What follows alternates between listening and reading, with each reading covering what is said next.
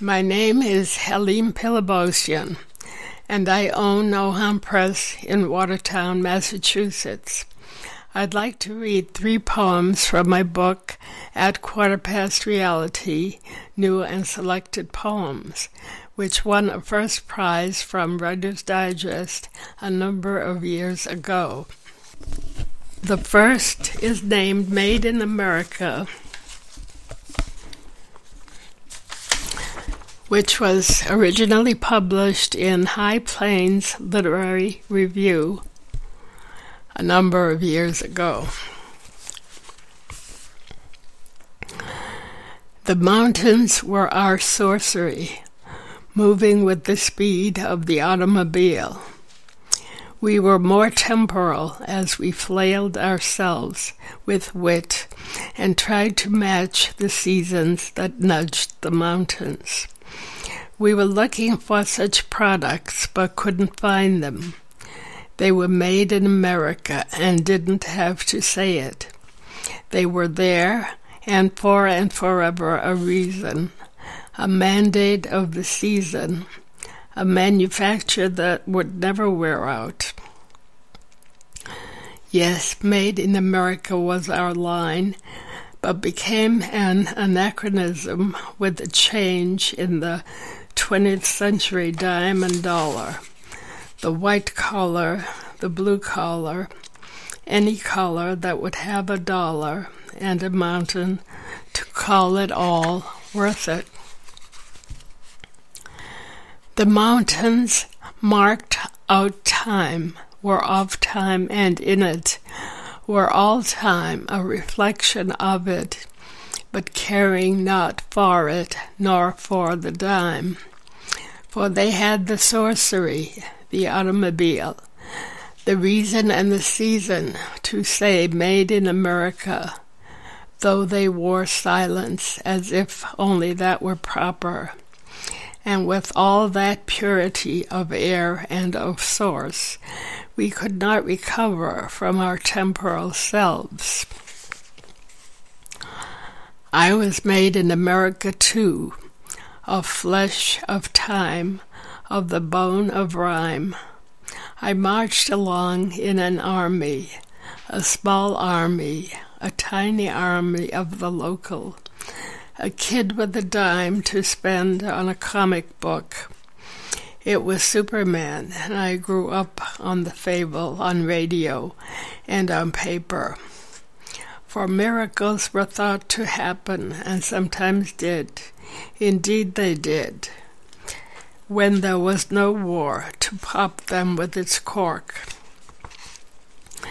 But I didn't think I'd have to say it, shout it, declare it, from the roof of our temporal lives, not until the flesh of America was pricked, as if for a reason. But flesh was not in season. Some said it was vulnerable, sudden, sodden, and left too quickly before they could hear the declaration that was solemn and in season. It was the season for those made in America to declare their reason.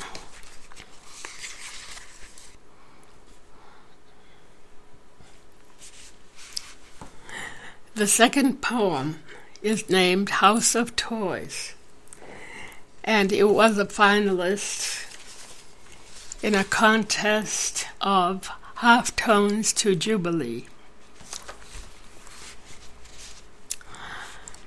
I crank the old phonograph in a dream, the song of Caruso having slowed. The past is such a show, a dream with a window to open and close, screened, cleaned. I adjust its cadence to the song of life, putting time under a microscope and spinning with the stars. The room is large enough, painted an accurate shade of pink to complement the lights. Dreams are toys here. They run on batteries, or they pretend to prattle at the children. I throw a net over those dreams, metallic as the old black stove that seemed so perfect when the trolley ran on its track. The clock strikes midnight as children of mothers become adults and mothers become grandmothers. The clock strikes upon the hour of a life that is wound for measure. It is 10:15. Business of the day stirs baseball talk, the exercise walk, a change of counters, calculations of painted rooms, and canvases that draw lines around the bronzing of the sun. It is 1/4 the dream, and a Magnificat is playing, praying, evaporating into a mystical mist. It is 1/4 reality, and crickets of an August that hugs us are chirping.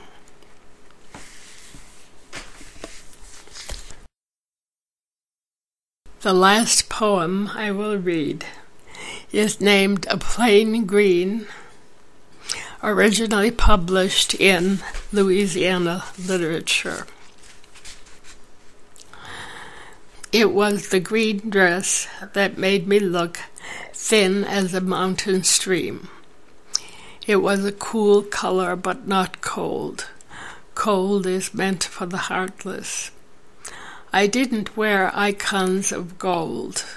My shoulders rose and fell with the usual human brawl. I must admit that I scrawled some graffiti in my time, but time erased the rebel with the color green. The dress was the smile that no one believed, beguiled some as worship does or is supposed to. There was no pattern. It was a silent green. It implied the rule of spring and summer, the warmth that followed me. It implied that what might have been was.